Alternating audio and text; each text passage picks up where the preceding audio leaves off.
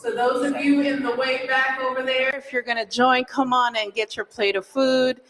Come and take a seat, enjoy your refreshment, and be refreshed by the stories that will be unfolding from this stage.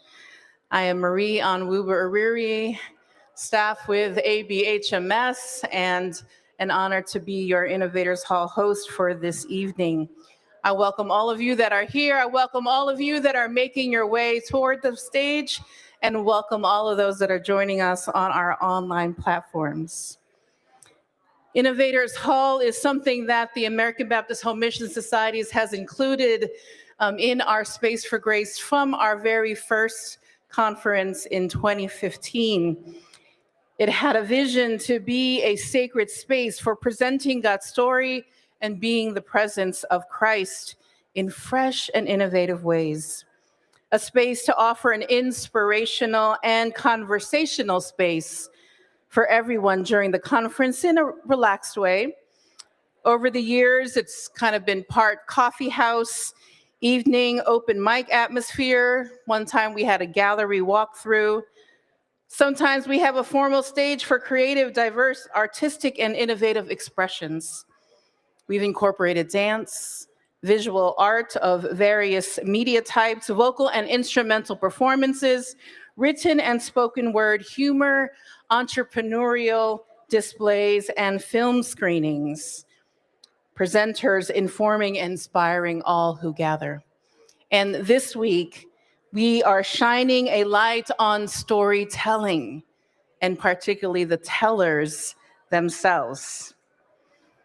And they're coming from those right here in our midst, so you can come and see their stories up close and personal. But we have also included voices from around our family, from around the country, through our living 6-word story wall. I hope you've had a chance to hear these 6-word stories of personal experiences of God's assurance, God's liberating power, connecting power, and transformative power. And many of you have also contributed your 6-word stories in the past couple of days. For those of you that are online, we are inviting you to enter 6-word stories in the comments and inviting all of you to go to our platforms later on and read those stories. How we want you to interact this evening is to receive these stories with honor. We ask you to listen intently, respond with appreciation in the various ways you might do that, whether that's snapping your fingers, gasping out loud, facial expressions, claps. Express your appreciations in the various ways. And then at the end of each story, collectively, we will engage together in a ritual, in a way of receiving and carrying the stories that have been so graciously offered. For storytellers that wanted to make sure our audience knew that there might be some sensitive information, when their name slide comes up, there will be a little content warning in the corner. And this was a way that we wanted to honor that when people are telling their personal stories, we may never know how it might connect with our own and what that might stir within us. And so while you listen, we also invite you to take care of yourselves in any way that might mean. You are free to walk in and out of this space. You have been seeing that our chaplains have been available to our conferees throughout. We have staff throughout here, so if you need any help at all, please reach out. So with that, buckle in. We've got a wonderful lineup coming up, and I'd like to introduce our first 2 tellers of the evening. First up, you will hear from the Reverend Dr. Robert Collins. And this is what he says about himself as a storyteller. Telling stories is what the gospel is all about. Sure, there's wisdom, there's some history and occasional genealogies tossed in there, but the gospel is story. That's what captured me all those years ago as a teenager. it captures me still. From the epic of Gilgamesh to the rabbinic stories of Lilith, story abides in the heart of every faith community. I care deeply about storytelling and its ability to help open up the world to others. That's why I studied it in seminary. That's why I pursue it even today, and that is why I will always love a good story. Pastor Collins. And following him, we'll have Donna Cosby Rose, Chaplain Donna Cosby Rose. Graduated from Virginia Union University with her Master of Divinity with a concentration in pastoral care, and in 2016, a Master of Arts in Christian Education with a concentration in curriculum formation. She has completed her CPE training from Virginia Commonwealth University, First Unit, and the James A. Haley Veterans Health Administration, respectively. She is a certified clinical chaplain, board certified chaplain through NAVAC, and has grief recovery method as her specialty. She is currently the suicide prevention chaplain at the West Palm Beach, Virginia Medical Center. She takes pride in her grown son, Kanan Jenkins, and is happily married to Roosevelt Rose. We will receive those two tellers at first.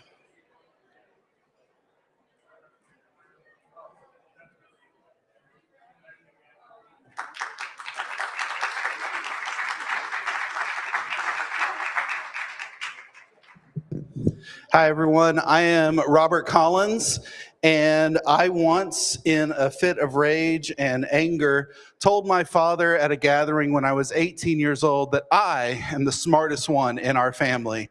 Now I'll tell you this story. I was home visiting for my first year in college, and my brother and I, who's 6 years younger than me, we were shooting BB guns in the backyard. My family lives in Fort Worth, Texas, and we were pretending to be Army snipers because that's how they raise us in Texas. It's not good, but it is the truth. My mother didn't like that we were shooting BB guns. It's illegal to do in the city limits. And so she sent my father, who was the most immature person in our family, to stop us. My father grabbed what was the third of our BB guns, poked his head over the fence near our shed and said, "Your mother said to stop shooting BB guns," and then shot us with a BB gun. He kept doing this over and over, and it was very frustrating for us. And as I was walking across the yard, I was pumping this BB gun. It was a pump action BB gun. The more you pump it, the further it shoots. And remember, we were snipers, so I needed it to pump a lot. My father jumped out around the corner of the shed, and we stared at one another. It was like one of those Westerns. Had you heard the sound, wah, wah, wah, that would have been normal. It would have been okay.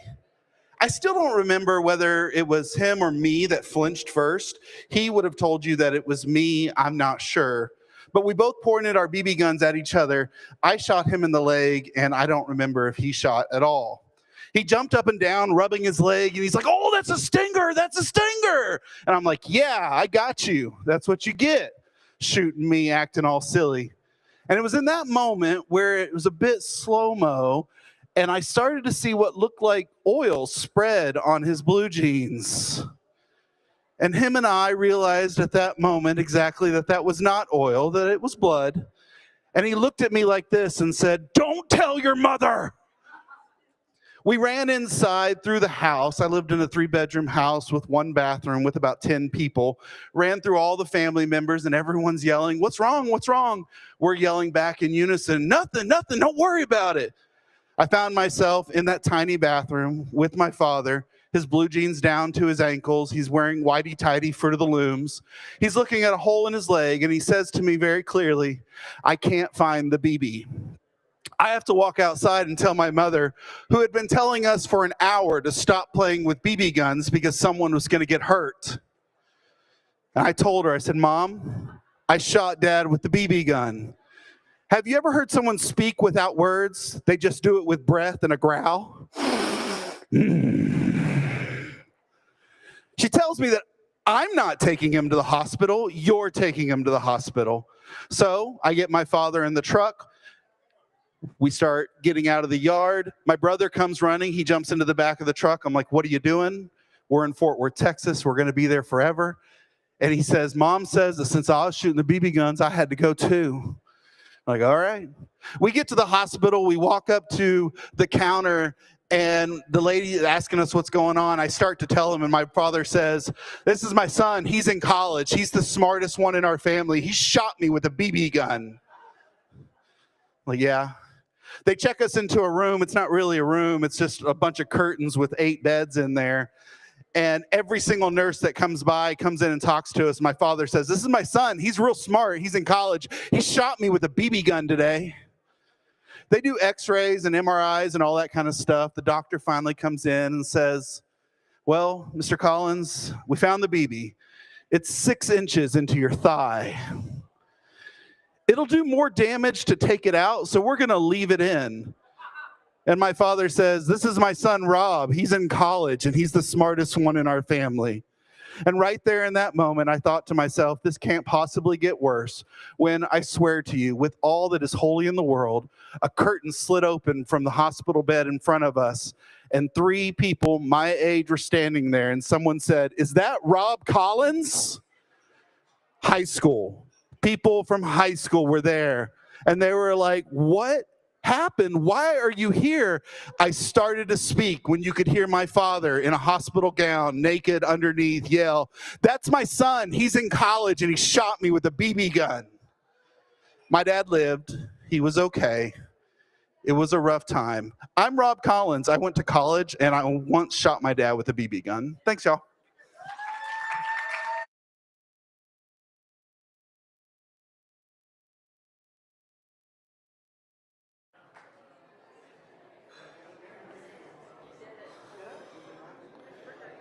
Thank you, Reverend Dr. Robert Collins. So after each story, we're going to do the ritual. And so you do the all part, and I'll do the leader. Please join me.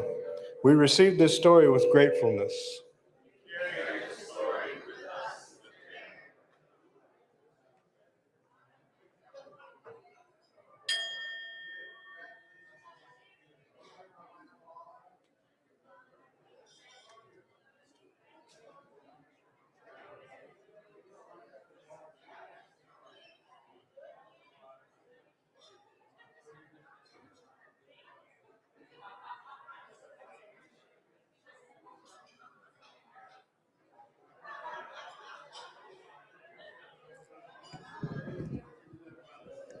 Good evening, everyone.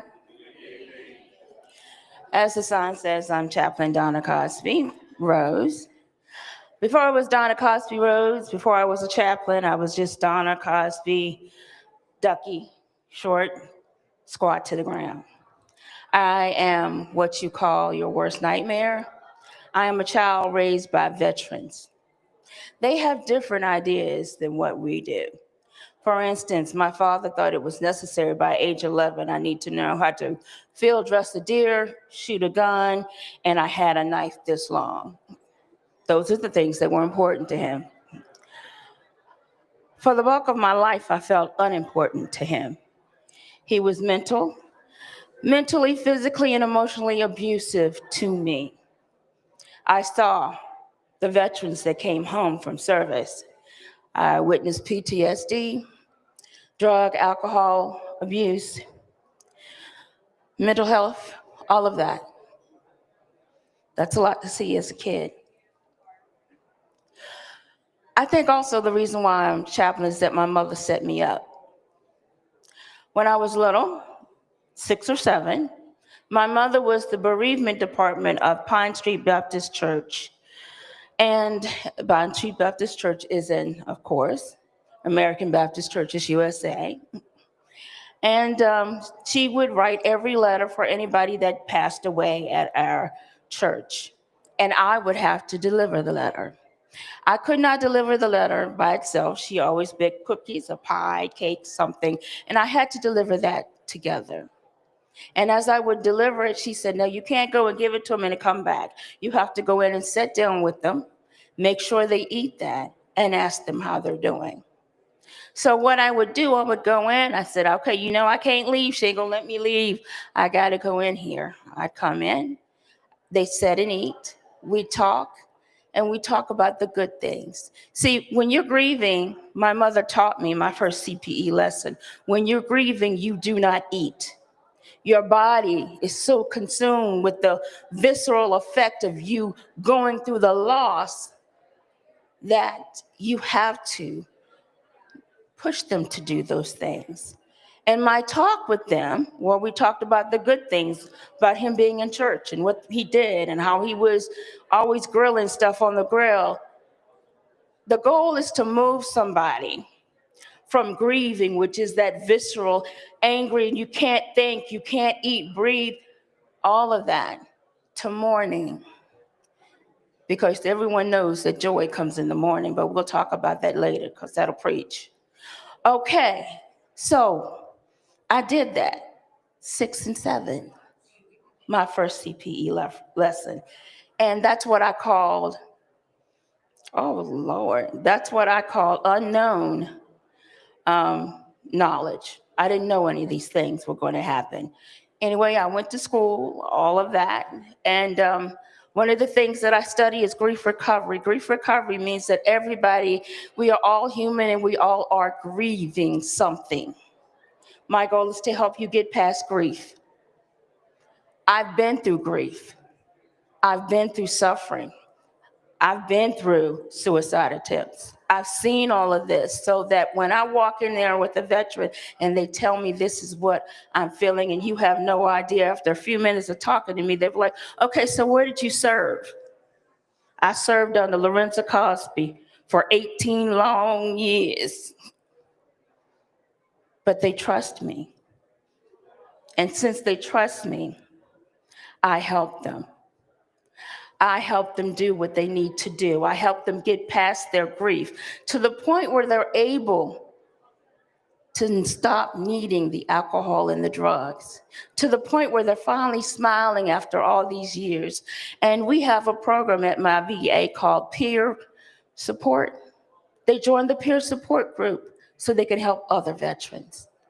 Now, on the back of my table in front of my poster are cards. Please go get them.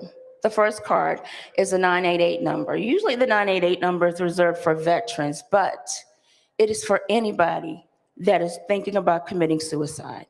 Get it to them, make that phone call, someone will come. Also, I have the 5 signs that you are not doing well. Take that too. If you see this in anybody else, please call the 988 number and get them help. God bless you.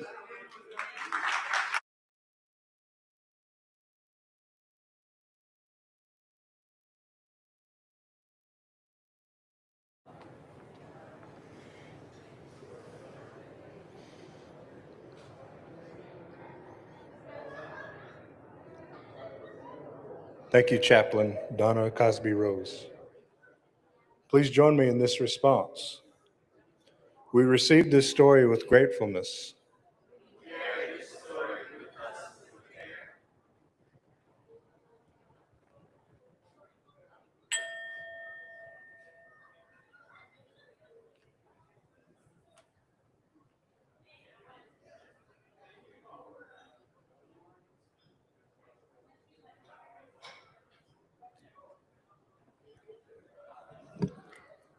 These last couple of days and online, folks have been sharing 6-word stories. And so I'm going to read a few of those to you. Old cover, 3rd revision, new ending.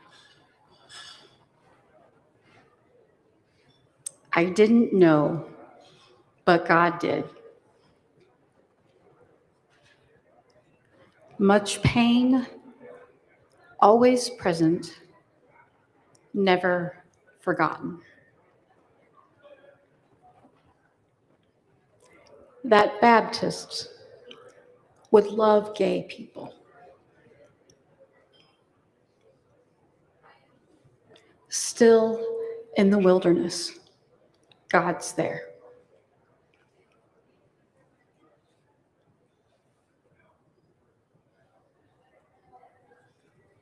Would you join me in the ritual? Right. So it's supposed to. Right. We receive these stories with gratefulness. Carry these stories with us with care.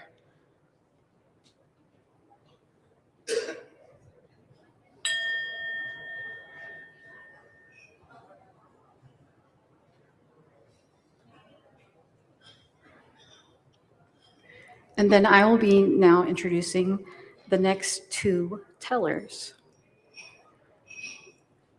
First up, Maya Perkins. Where's she at? There you are.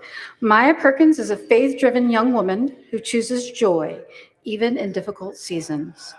She trusts God's timing over her own and believes every challenge is shaping her into who she's meant to be.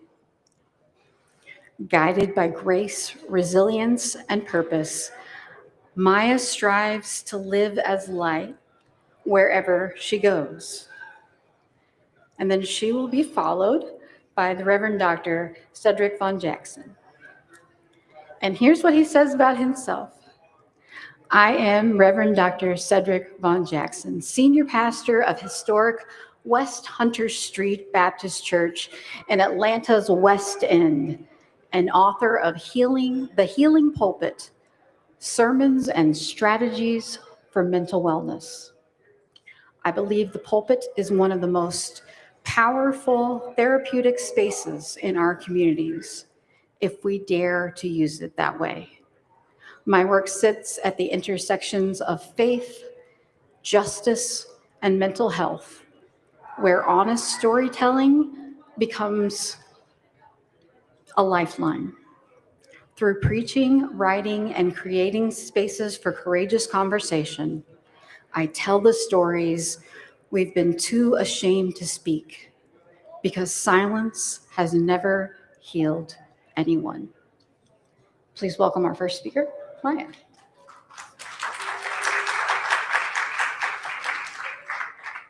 Hello, as she said, my name is Maya. And I don't know if you guys heard, but in her introduction, she said how I'm a young lady who trusts God's timing. I do try, but sometimes that does get hard. About 3 weeks ago, I was driving from Columbus. I am a high school student. I'm a senior, so prom is coming up. And I went to Columbus to find me a prom dress. So going out there, I do have my license, but I am still kind of a new driver. So going out there, my mom drove, and as we were on the highway, we saw all the cop cars and the state patrol, and we just had a conversation about, how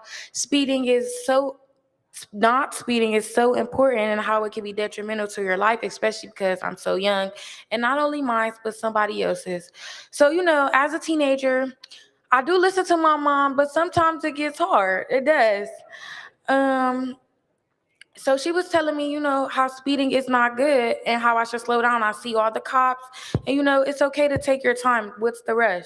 So coming back from Columbus, she let me drive, and man, was I so happy. I was like, yes, I'm driving. My friend was in the passenger seat. The music was on. I thought I was, I didn't listen to her. 30 minutes into the drive, I see a cop car and I slow down, but I didn't slow down enough. I saw him pull off the road. He got behind me. Soon as I saw him pull off the road, I looked to my mom. I said, Mom, I'm so nervous. She said, it's okay. What did I tell you? She said, don't speed. I said, Mom, I'm nervous. She said, it's okay. Trust God. So I said, okay, I'm going to trust him. So he did turn his lights on like he was pulling me over. I couldn't believe it. This was my first ever experience with a cop. I've never had this. I couldn't believe he was pulling me over. So we pull over to the side of the road, and he's like, hi, ma'am, do you know that you were speeding? I'm like, no, what? I look back at my mom. She's like, I told you. I'm like, no, sir, I didn't realize I was speeding. He was like, yeah, ma'am, you were going a little fast.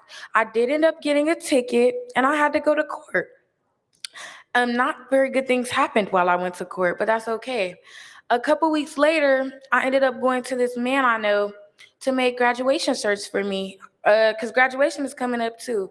He doesn't even know me. I walked in his shop new. I didn't know him. He didn't know me. by the end of that conversation about my shirts, he was telling me how he believes that I'm a purpose-filled young woman and how he believes that God showed me to stay on his path and to trust his time. And I believe that I saw that. For him to not even know me and realize that that was God trying to tell me to trust his timing was great. And I thought that showed me as a person and my character. That's all I have to say for today. Thank you.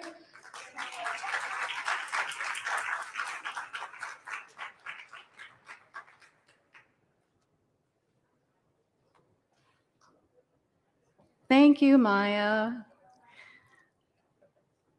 Would you please join me in the ritual? We receive this story with gratefulness.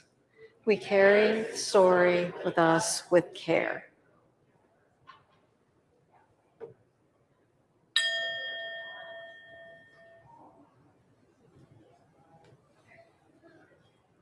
And next up, we have the Reverend Dr. Cedric Von Jackson.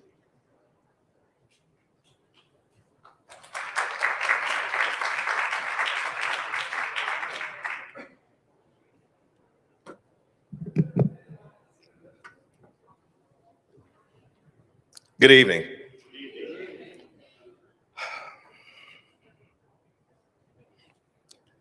I found grace at my father's table.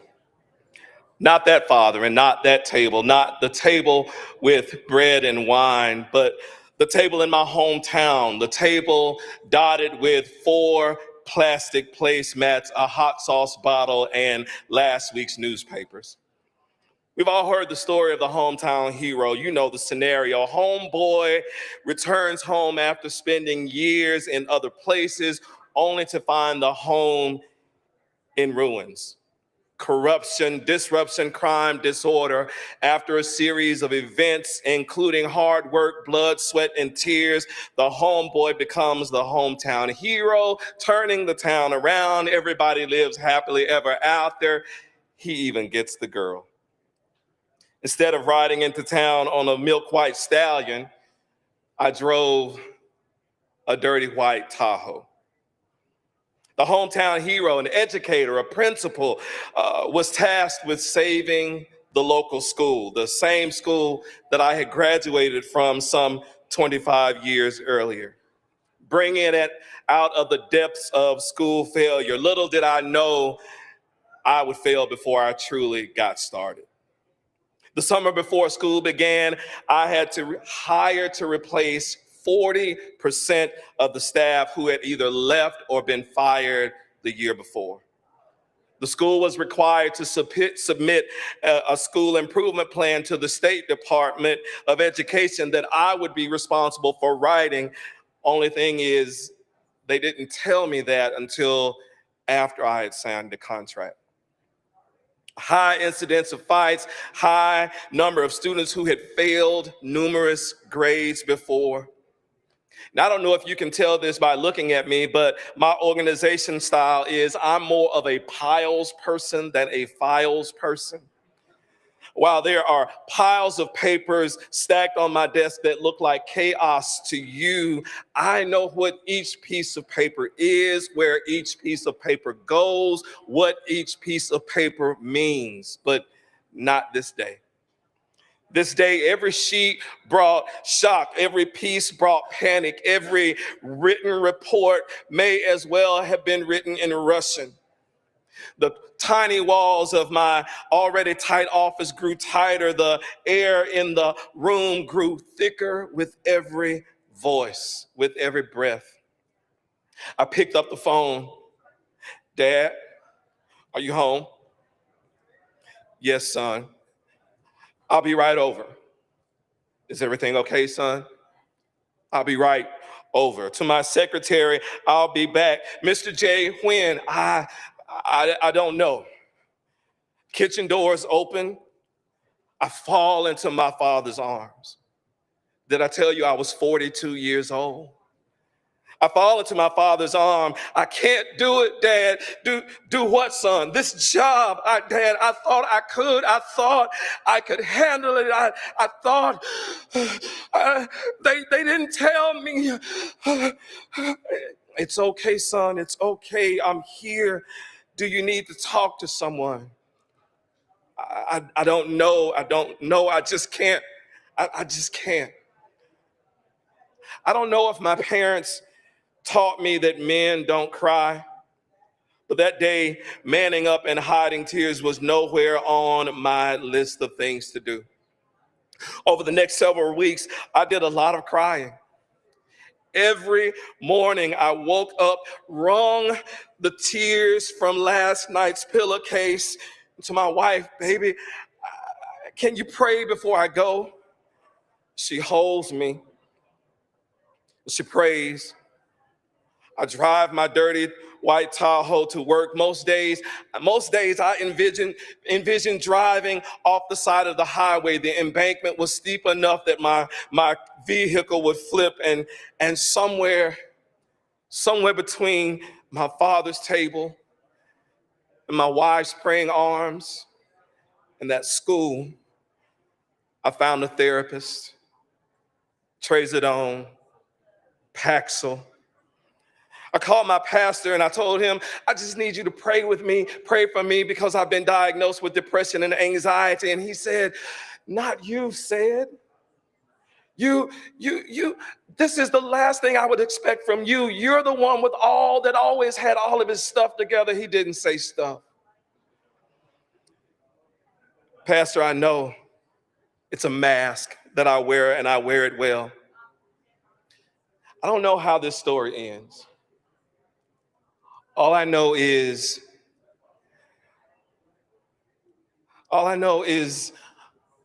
I'm here today because God kept me.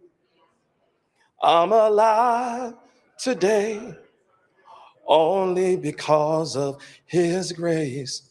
Oh, he kept me so I wouldn't let go.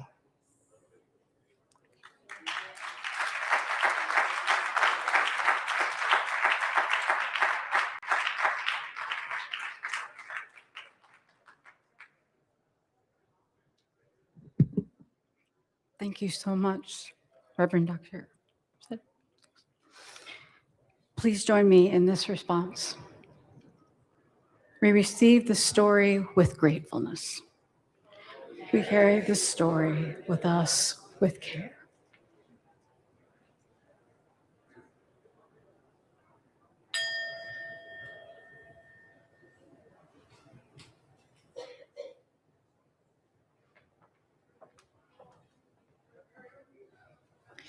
It is a pleasure to introduce our next storyteller.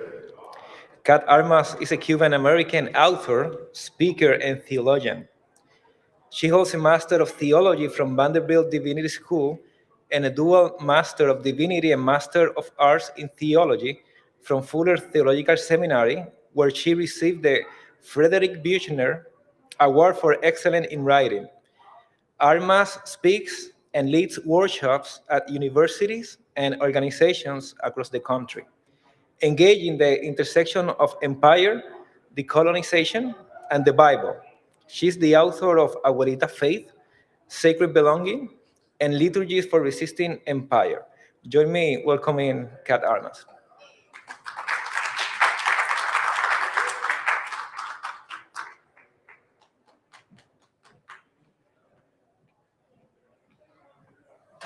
Hi, friends. I'm very impressed by those of you who just stand up here and talk. I am a writer. I need to write everything down. Okay, so I'm going to read a story from my second book, Sacred Belonging. I'm scared, I said, as I felt my insides quivering. It was time. I had spent the last 10 months preparing myself for this moment. I read that when people begin the birthing process, which is called transition, which means that the baby is ready to descend, that people usually panic. While I knew it was a common response and it meant my body was close, I was still surprised at how terrifying it felt to have no control over what your body was about to do. I can't do this, I told my doula with a trembling voice. She responded, your body is going to do what it's meant to do. Trust her. I suddenly found myself in the tub with my child's head crowning visible outside of my body. With every contraction, I heard a sound erupt from inside of me that I had never heard before. A roar, a groan elicited from the core of my being. It was primal. I read once that giving birth is like flipping a light switch off and then back on and finding yourself on the moon. And that's exactly what it was like for me. An otherworldly experience. I've never felt more out of body and more embodied at exactly the same time. It was wholly material and wholly spiritual, a vivid reminder of how intertwined the two really are. Aren't the most sacred things in life this way? Now, Christmas rolled around a few months after my daughter was born, and as can be expected, I no longer saw the birth of Jesus the same way. The image of the nativity scene, as we're used to seeing, stood out to me, right? The figure of a clean and swaddled baby, animals lying peacefully nearby, Mary fully dressed and kneeling by the baby, and guests and gifts, twinkling stars decorating the scene. You'd think this image, meant to portray peace and hope, would be calming. But that first Advent as a new mother, the nativity scene only brought me angst. This image felt a far cry from the real thing. The image feels painfully far from the reality of birth. It's closer to what you would expect to find in the hospital lobby than in the bloodied delivery room. It is as though the truth of birth is too secular for Emmanuel. The incarnation is a most holy event, but what does that say about the sacred? We've come to understand the concept of holiness as uncontaminated from the realities of the world, but is this truly the story of Jesus or of his mother? Months leading up to the birth of God, the skin around Mary's belly would have stretched to contain the form of her child. What was it like to feel Jesus squirm and settle as he pressed against her organs? She probably got short of breath and had trouble finding a comfortable position for sleep at night. She might have wondered if she could possibly stretch any more to contain her son and all he would become, and each day she did. What was it like knowing she might not survive childbirth, as delivery-related deaths were not uncommon in the ancient world? Surely everyone would have known someone who had died giving birth. Was she scared? I've often said that the Bible is a book written by men and for men. And throughout the centuries, most of its interpreters and preachers have been men as well. So it's no surprise that the story of the incarnation and its renderings and interpretations thereof would glide over the messy realities of pregnancy and labor. Indeed, we're told about the politics requiring Joseph to register in his hometown, about the shepherds keeping watch, and about the heavenly hosts of angels celebrating, but we hear nothing of the blood, the nakedness, the primal groans, the fear, the strength and power of the human body. We don't hear about the first-time shrieks of new life bursting into the world. Perhaps this is where we received our first antiseptic views of holiness, from a sterilized story of incarnation far removed from its reality. We've come to understand the concept of holiness as uncontaminated from the world, but is this the true story of divinity? The story of God entering our grief, our sorrows, our joys? Like so many renderings of the narratives in Scripture, the birth of Jesus has been domesticated and dulled so that it's more palatable. But there's something subversively fleshly and carnal about Mary birthing God and her role as an active agent in the messy, material, and imminent. I wonder, what was it like? How long was she in labor? Did she stay up with anxiety, wondering if she'd survive? Did the smell of the stable make her nauseous? Did she give birth standing or squatting or on all fours? The story goes that Mary and Joseph took the baby to get dedicated in the temple in Jerusalem. Now, this required several miles of walking. How did her postpartum body handle that? How long did she have to recover before getting on the road? Did it hurt to sit? How long did she have postpartum bleeding? We talk about Jesus's body being broken for us, but we don't talk enough about how Mary's body was broken for him. And this matters, because a broken refugee, brown, female, naked, stretched, hormonal, marginalized body is how divinity entered the world and where divinity still makes itself most known today. I care that God became human through a woman's womb, writes KJ Ramsey. I care that female bodies, disabled bodies, and marginalized bodies continue to be the battleground where much of the church most reduces the story of love into mere words. The nativity scene, like much of Western theology, is far removed from the very bloody and very raw process of birth, the kind of stuff that makes up our faith, right? The primal, the offensive. And while Mary's story turned out the way she had hoped it would, with a newborn child in her arms, not all stories turn out that way.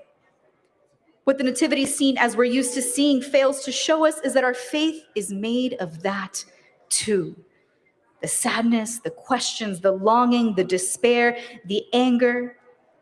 Encompassed within the birth of Jesus is the deeply difficult and the deeply beautiful, the sacred and the profane, the spiritual and the material. Like our lives, it was fleshly and it was carnal and it was also holy.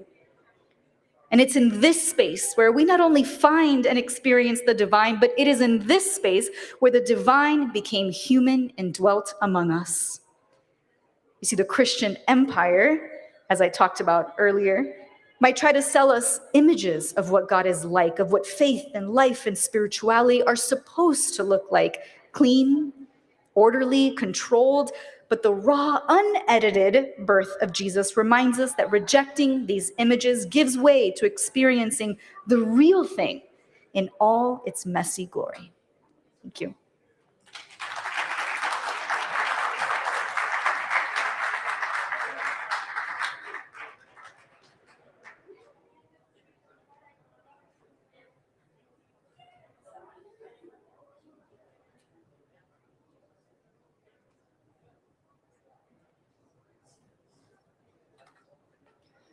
Please join me in the ritual we're holding this evening. We receive this story with gratefulness. We carry this story with us with care.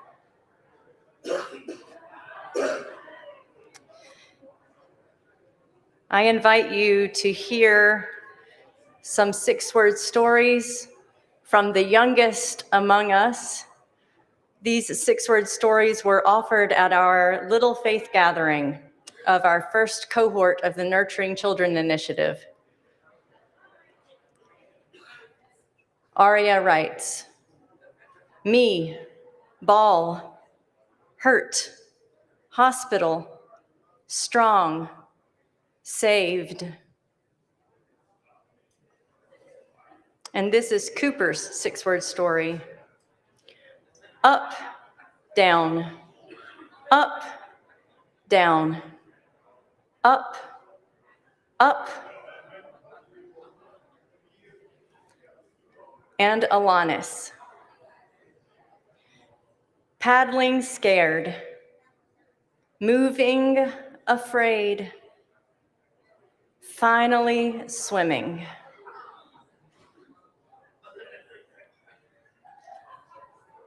I invite you to hold these stories.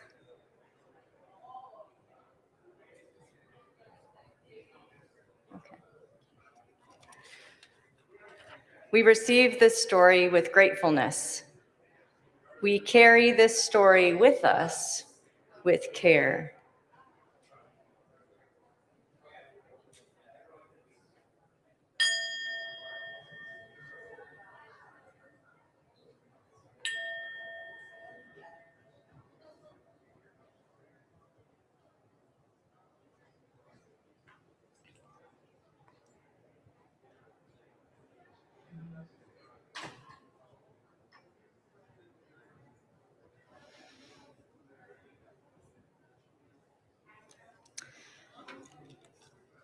I have the privilege of introducing our next two speakers.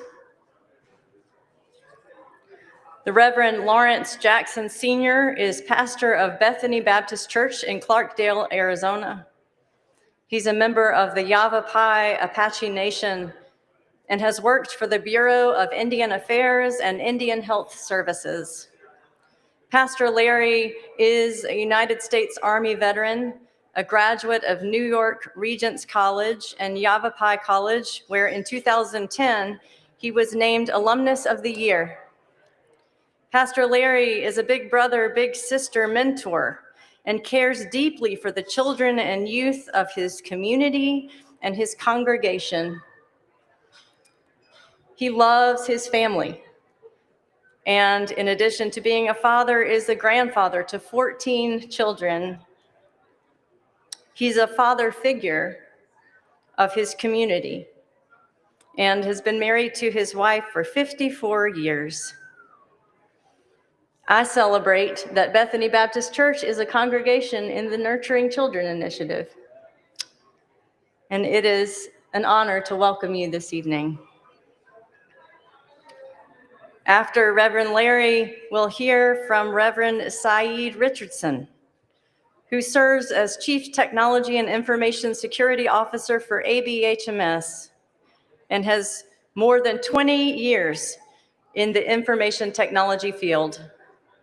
Saeed is an ordained pastor, former correctional facility chaplain, community organizer, and policy advocate for justice in his community. A self-described theo-techno-futurist, he instructs on how to engage AI and technology ethically. He is married to his wife of 26 years and celebrates their two children, Jesselyn, 21, who is here tonight, and Jonathan, who's 16. On storytelling, Saeed says, "Storytelling is a way I carry what my heart could never say out loud. As a husband and father, I have walked through profound loss. For years, I held my grief in silence because I thought strength meant not breaking. When I finally shared my story, I watched other men open up about their own hidden wounds. Storytelling became a ministry of release for all of us. If someone receives my story, I want them to know that even unspoken grief has a place to breathe and be healed." Let's welcome our storytellers.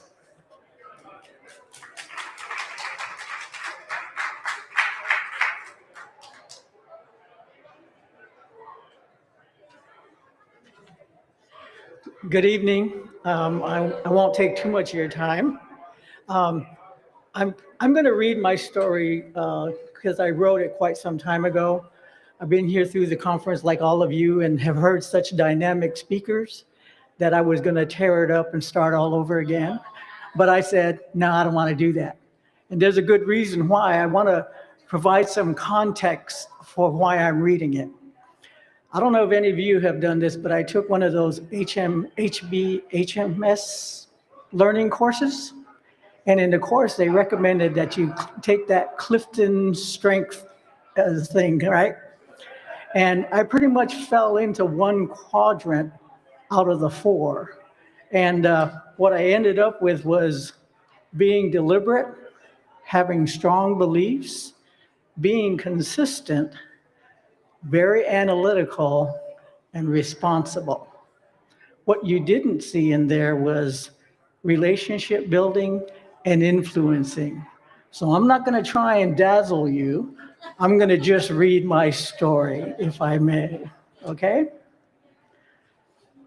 Stories from our childhood are often exaggerated because the world seems so big.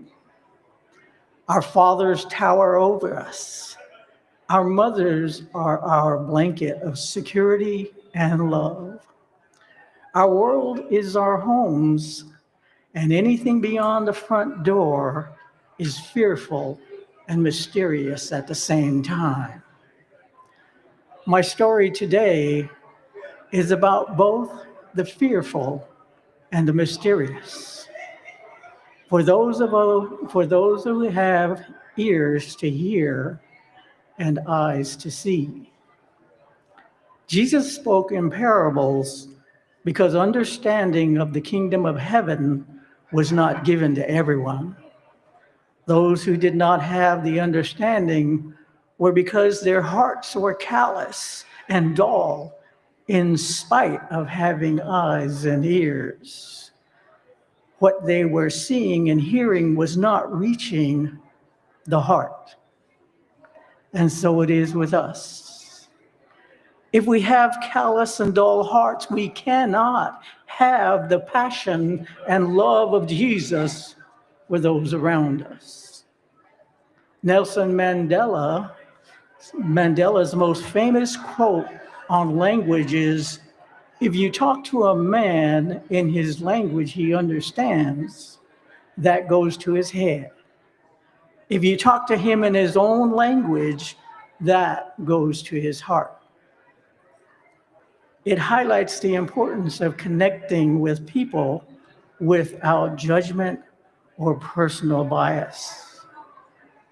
My heart language, my life language was from the darkness of a back seat of a car going down a dark road at high speed with my brother holding me to make sure if anything happens, we would be together.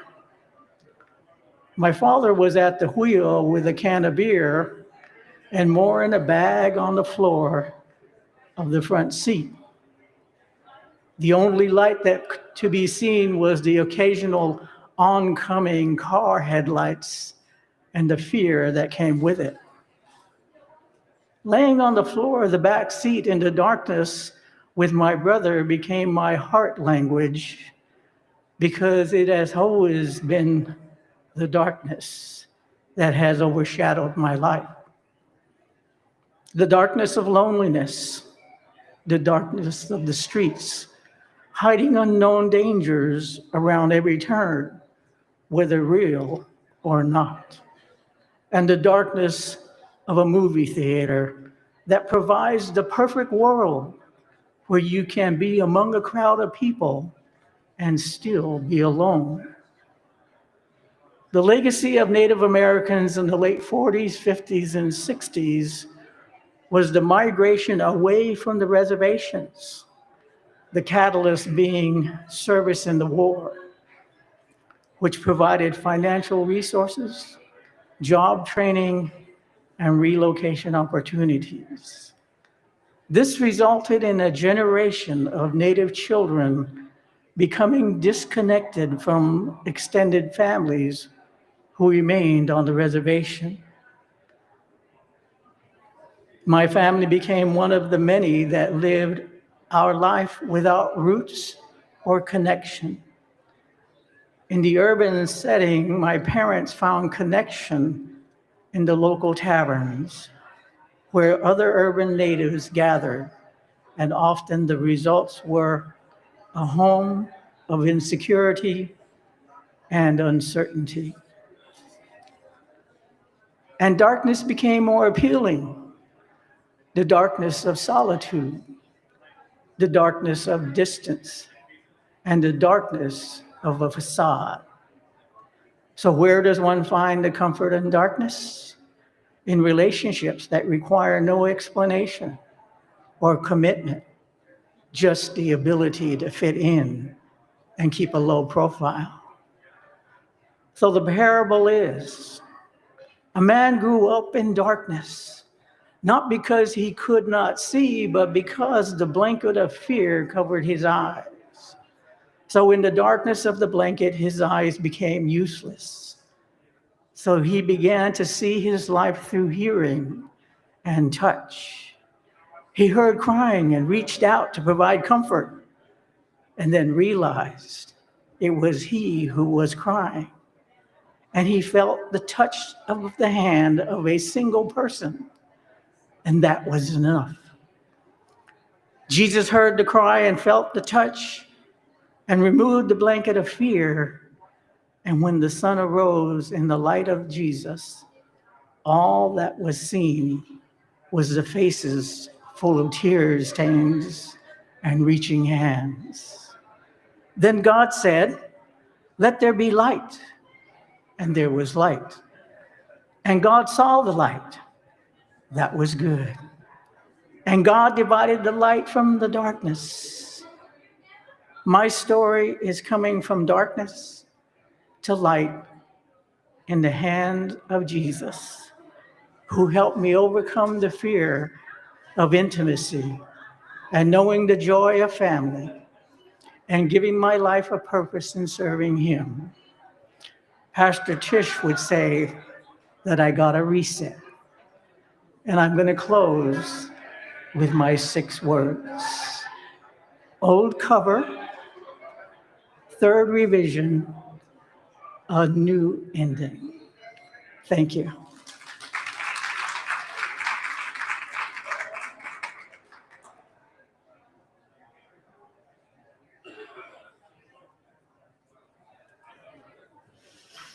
We receive this story with gratefulness. We carry this story with us with care.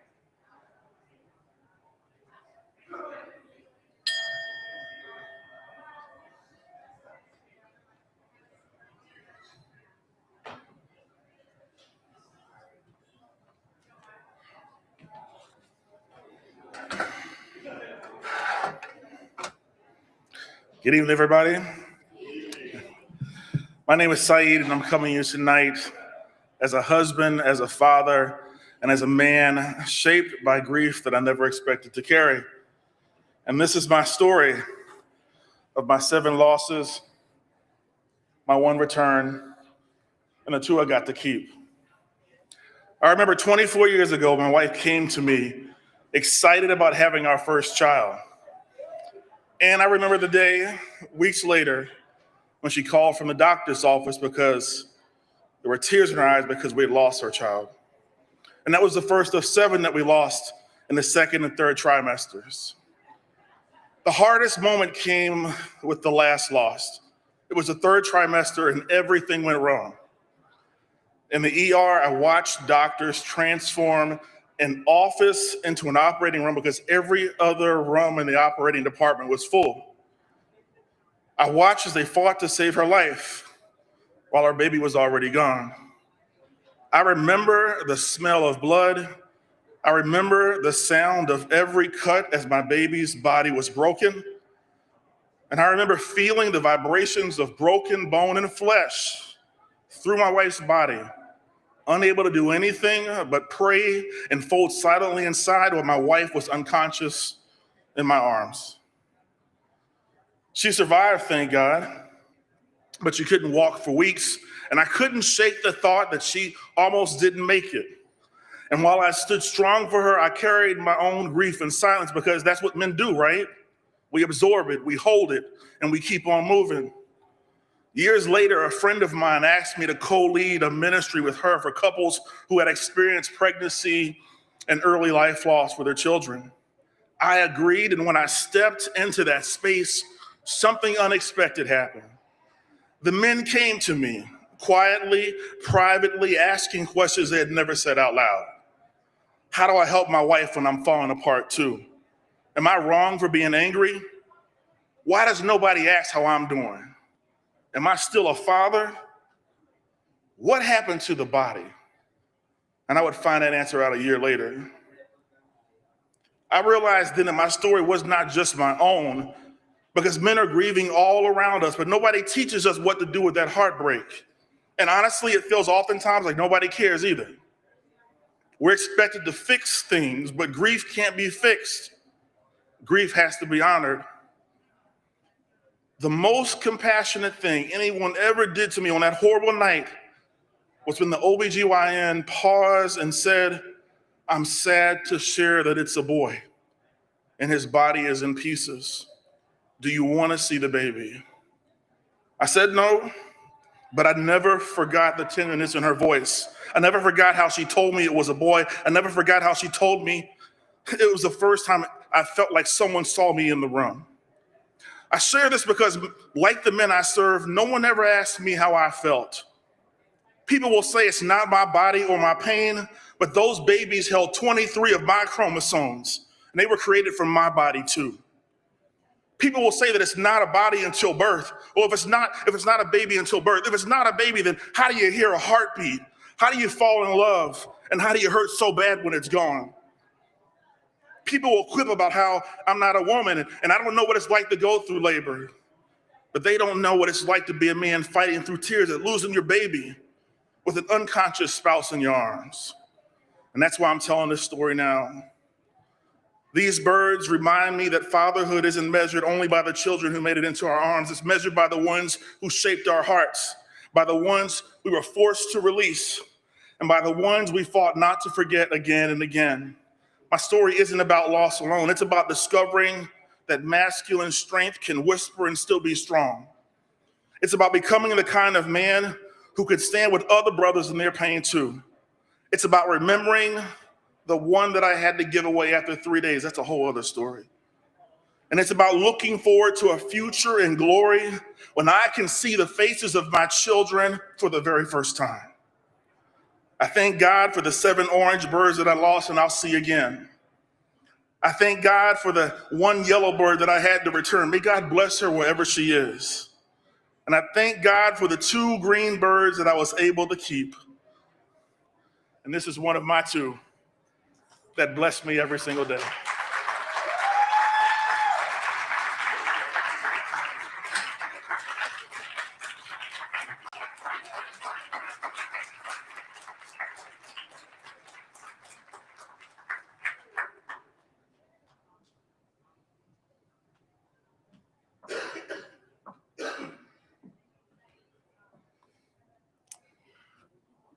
Thank you, Saeed.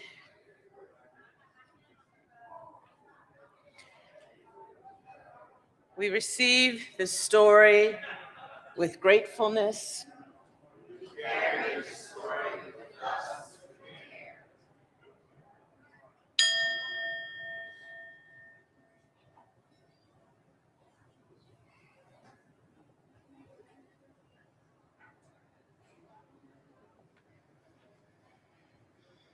Yana Cruz Pagan, John Nichols, Diego Meneses, Robert Collins, Donna Cosby Rose, Maya Perkins, Cedric Von Jackson, Kat Armis, Larry Jackson, Saeed Richardson, and yet to come, friends of the groom.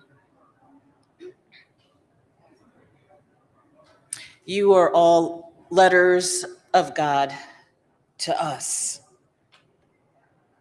You've embodied liberation and connection and transformation. Thank you for answering yes to the invitation. You've taken risks, told your truth, and I pray you found this to be a safe place to share. We were listening. God was listening too. Thank you.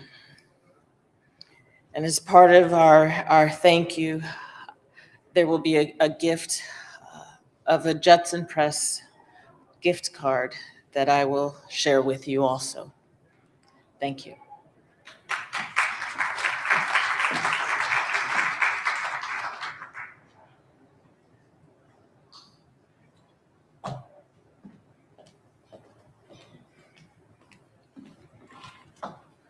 We pray that these stories have encouraged you to consider your own, the opportunities that you may have to tell it, to share it, and we encourage you to continue to do so. We do have one more final storyteller, but just a couple of announcements before I invite him up. It is quieting there, but there might still be some refreshment food, so we invite you to enjoy that if it's still there. If there's some exhibitors around, continue to engage with the 6-word story exhibit.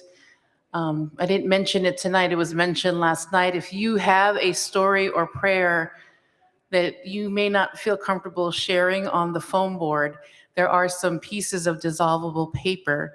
You can write it on there, place it in the water, and that'll be between you and God. Also, another way of telling a story is through a little testimonial or confessional booth. I know we're Baptists, but the young adults mixer had an event that they want to extend to everyone. It is a Holy Hot Seat Confessional. And we have a little booth set up on the 4th floor. You take the elevator to the 4th, you look for the prayer ground. If you haven't visited the prayer ground, you can go there for some prayer, but then also visit the booth. And it's just a way to kind of respond to some prompts and kind of tell your story in that way. And we would be sharing it on socials. So if you know, you know. So we invite you to that. That'll be open from tomorrow, only between 5 and 6 p.m., 4th floor. So our final storyteller tonight, our featured storyteller, is Tom Long of Friends of the Groom. We have been blessed by Friends of the Groom ministry this week, have we not? And Tom is a director, playwright, and chief storyteller of this Christian theater company from Cincinnati, Ohio. This is a University of Cincinnati theater. He is a University of Cincinnati theater graduate who has published religious plays and musicals, and has received Christian and Theater Arts Awards, 2 Telly Awards, and a Dove Award nomination. He is an embodiment of story, and we welcome him now.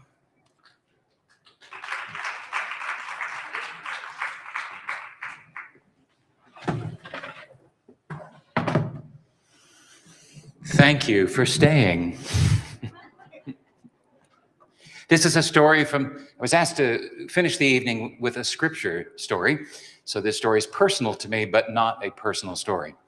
In fact, it's a story from the life of Simon Peter. And as you recall, I'm sure, he has several names in the New Testament. He starts out as Simon Bar Jonah, which simply means Simon, son of John, given the new name Peter, a name that means the rock. I can't tell the story as beautifully as you'll find it in the Gospels, so I'm going to tell it a little differently than you may have heard it. I'll be telling it as though it happened in the state of Ohio today in the 21st century. And it might go like this.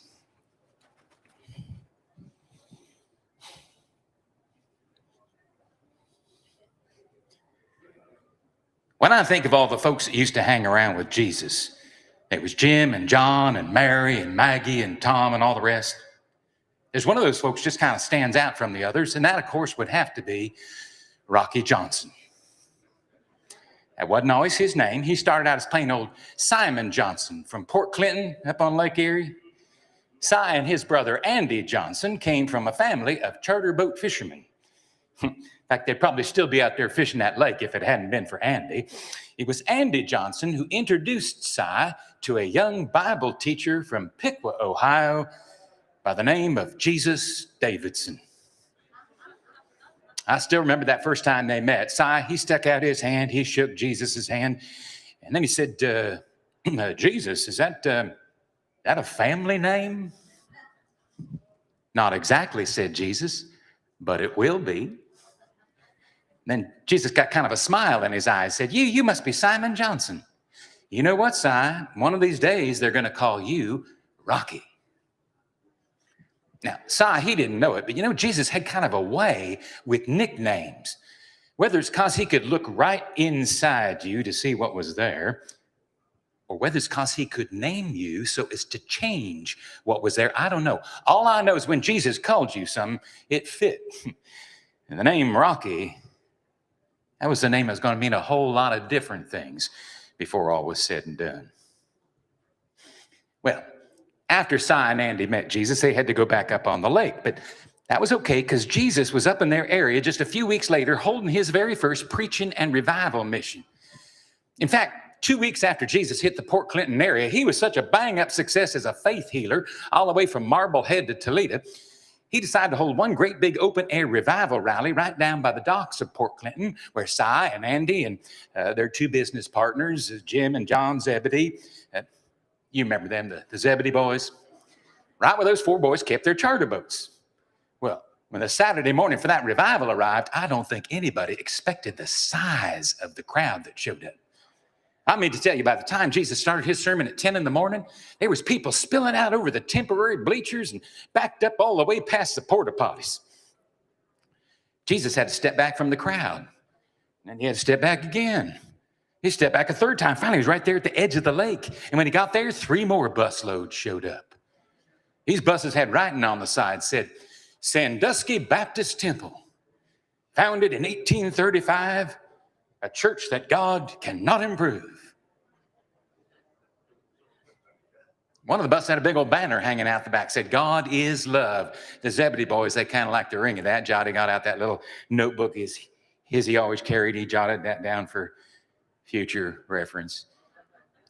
Anyway, once those buses were unloaded, the crowd was packed in so tight, finally what Jesus did is he climbed into Si's boat. He had Si push out into the water a little ways, and then Jesus just sat down on the boat and preached to everybody on the shore just like that. That worked out pretty good. After about an hour, he summed up his sermon with a final point, and then he turned to Si and he said, listen, Si, as long as we're out here on the water, why don't you push out a little further? Maybe we could throw in a couple of lines. Well, Si just had to smile. You see, the Reverend Jesus might be pretty awe-inspiring when he was wading through a passage of Scripture. But now that they were actually out on the water, well, the sandal might just be on the other foot. Because if there's one thing Simon Johnson knew, it was fish. He said, well, Reverend, we've been out on the lake all night with a charter party, and I'm afraid they just aren't biting. Oh, said Jesus, maybe you all were fishing off the wrong side of the boat. Ever since high school, Si had been working with all kinds of amateur fishermen, weekend warriors of the waterways, people whose knowledge of the angling arts went about as deep as the plastic wrapping on a package of frozen fish sticks. He thought he'd heard every kind of simple-minded reason there was for why fish weren't biting. People tell him, oh, you're fishing too deep. You're fishing too shallow. Using the wrong kind of line. There was even that middle-aged lady from California a couple summers back, the one with the iridescent French cut hot pants. She told him he'd never catch anything because all his worms were the wrong sex. They were using artificial bait that day, too. But in all of his experience, I had never heard anything stupider than what the Reverend Jesus was suggesting now. So I said, well, Reverend, just which side of the boat do you recommend we fish from? Oh, I don't know, said Jesus. How about the right side? Well, Si was just about to explain the difference between the terms port and starboard when you were on a boat. But just about then, Jesus gave him a look. Now, you can say a lot of things about Si. He had his shortcomings. But one thing you got to say for him, it usually just took one look from Jesus to get him moving in the right direction again. All right, Reverend, all right, whatever you want. Right away, he started getting everything ready. He and Tom and Andy. Oh, Tom, he was on board that day too, kind of a new recruit. They're getting out the tackle and the lines the whole time. Si is muttering under his breath, how in Hades are fish supposed to know their right from their left? I don't know, said Tom. Maybe they're all right-handed fish. Fine, everything's just about ready. Si, he looked back toward Jesus with a polite smile. And then they started casting those lines out on the water.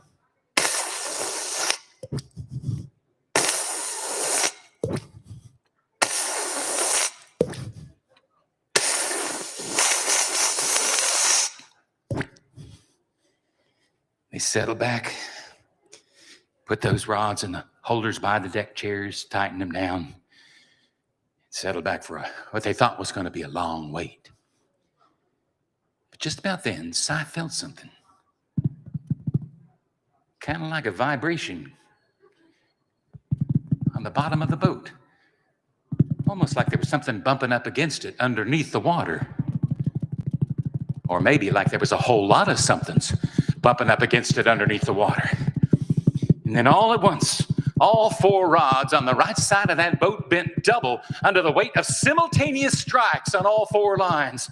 But before anyone could get to even one of those rods, there was a great big whoosh, and up out of the lake there came a great geyser of fish throwing themselves into the air. There was perch and pike and crappies and trout in rainbow waves erupting out of the water, come crashing down on the deck. 5 or 6 fish the size of Thanksgiving turkeys jumped up and bit onto the end of each rod. A walleye the size of a German shepherd lunged over the railing, bit a Coors can right in half. Si was slipping and sliding across the deck. He was trying to get to the rods before they broke in half, but every time he'd knock one fish off, 2 more would jump up and bite onto its place. Tom and Andy, they tried to pull in one of the lines by hand, but as they did so, they found themselves pulling into the boat a string of 17 bluegill, each one biting onto the tail of the one in front, each one bigger than the one before. Why, in 30 seconds, they were all scrambling to stay on top of a squirming pile that was rising higher than the cabin canopy. And in 1 more minute, the whole boat would have gone right under, except just about then, Jim and John happened to be passing by in their boat, pulled up alongside and shoveled in some of the load. And even then, when that fountain of fish finally trickled to a stop, the water was lapping up to the railings of both of those boats. Si, when he saw what had happened, he turned to Jesus. He dropped down on his knees and he said, "Oh my God, what are you doing hanging around a man like me? I got dirt under my fingernails and the smell of fish in my hair, in my heart. Lord, you know my heart is as hard as a rock. Get away from me, Lord, I am a sinful man." And Jesus looked around. He saw everybody was looking at him like they were in some kind of close encounter of the third kind. He said, wait a minute. He said, "Don't be afraid." He said, "This catch here, this is small potatoes." He said, "I am going to put each one of you to work for me. And from now on, there's going to be a lot more amazing catches than this one. Because from now on, you all are going to be fishing for the hearts and the souls of human beings."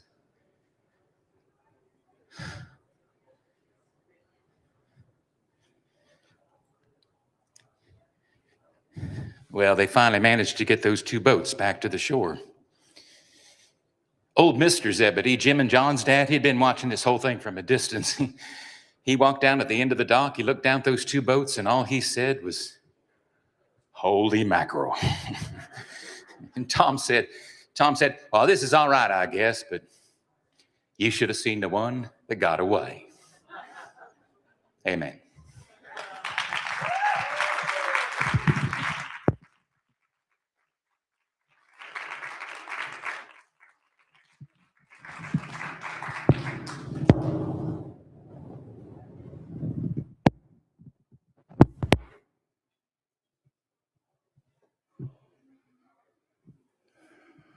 We receive this story with gratefulness.